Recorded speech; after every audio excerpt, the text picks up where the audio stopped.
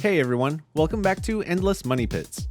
This will be a quick video showing how I put this 2001 Corvette up on a set of 4 jack stands. You should never trust a floor jack with your life, so it's important to have a good set of jack stands and know how to use them. Here are the tools that I used: a floor jack and a set of 4 jack stands. For this job I also needed a light, 4 wood blocks, and 2 rubber mats. Park the car on a flat surface and put the emergency brake on.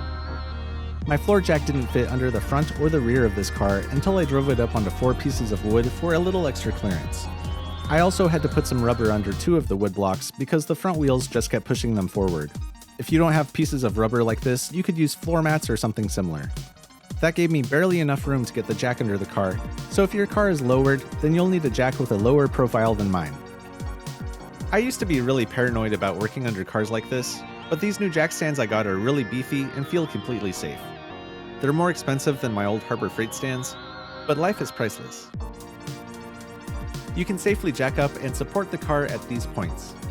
I usually keep a piece of wood on my jack so there's no metal-to-metal contact, but I can see where this car has a little damage from being jacked up without wood. It's not a big deal, but I don't want to damage anything if I don't have to.